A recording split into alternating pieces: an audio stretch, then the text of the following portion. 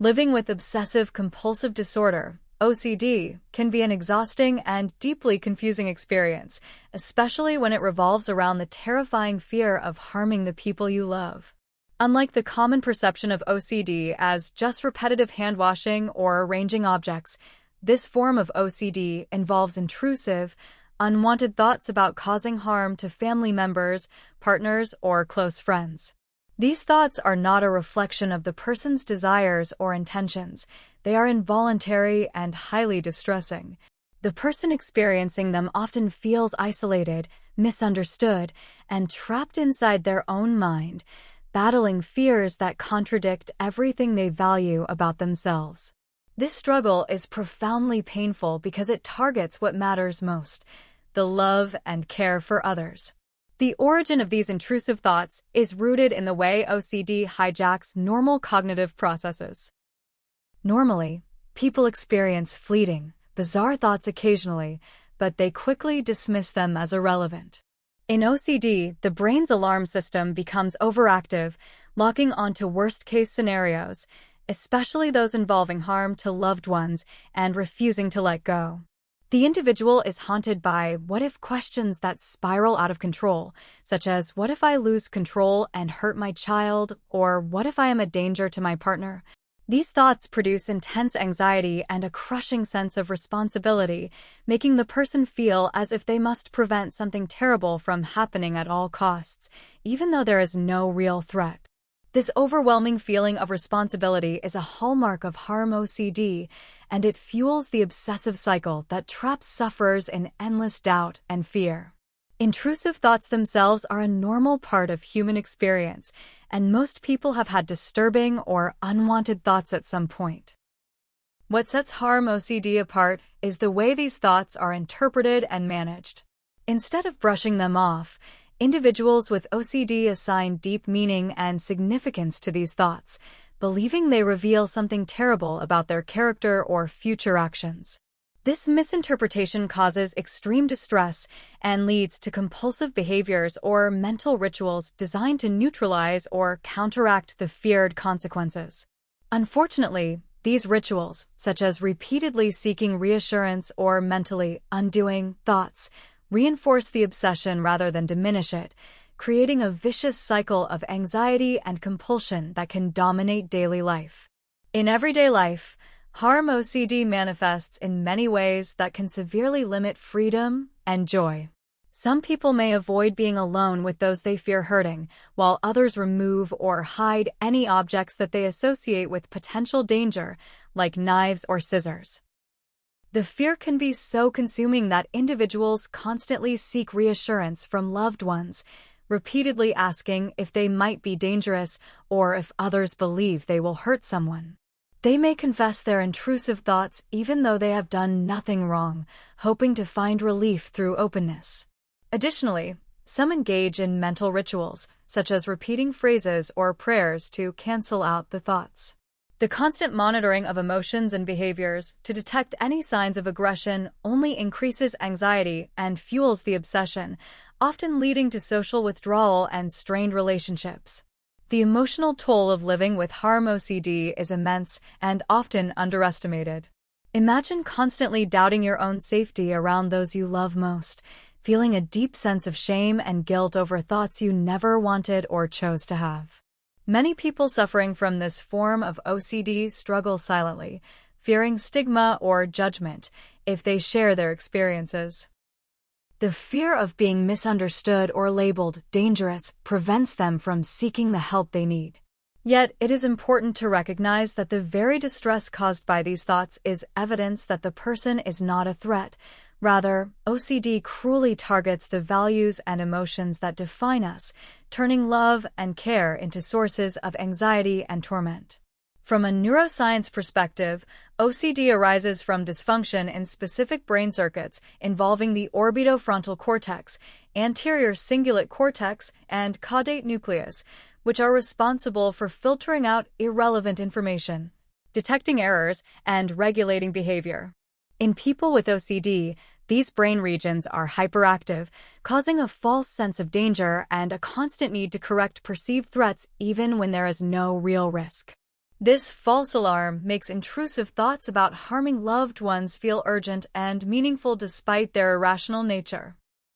Understanding these underlying brain mechanisms helps explain why OCD is not simply a problem of bad thoughts, but a complex neurological disorder requiring compassionate treatment. One particularly cruel aspect of harm OCD is that it tends to fixate on what a person cares about most. OCD preys on the very things that mean the most to us because their emotional significance makes the obsessive thoughts stickier. For example, a loving parent may experience intrusive fears about harming their child, a thought so incongruent with their identity that it causes profound confusion and distress. This twisting of core values leads to a deep inner conflict, where the person's true self is at odds with the terrifying obsessions forced upon them. The harder someone tries to suppress or avoid these thoughts, the stronger and more persistent they become, trapping the sufferer in a relentless mental battle. Misunderstandings about harm OCD are common and can worsen the suffering of those affected. People often misinterpret these intrusive thoughts as signs of violent intent or dangerous tendencies, which is not the case. This misunderstanding can come from friends, family, or even some healthcare providers, causing further shame and reluctance to seek help. Raising awareness about the true nature of harm OCD is essential so that sufferers receive proper support and empathy rather than judgment or fear. Knowing that these thoughts are symptoms of a disorder, not reflections of character, is critical for recovery. Real-life stories highlight how devastating harm OCD can be but also offer hope. Take, for example, Maya, a young teacher who developed intrusive thoughts about harming her students. Her fear was so severe that she stopped going to work, isolating herself, and living in constant anxiety. Only after learning about harm OCD did she realize these thoughts did not define her or mean she was dangerous. With therapy and support, Maya began to face her fears gradually, reclaiming her life and teaching career. Such stories illustrate that recovery is possible and that understanding and treatment can transform fear into freedom. Treatment for harm OCD often involves a combination of therapies that address both the obsessive thoughts and the compulsive behaviors. Exposure and response prevention (ERP) therapy is considered the gold standard, where individuals gradually confront feared situations without performing rituals, helping the brain relearn that these scenarios are safe.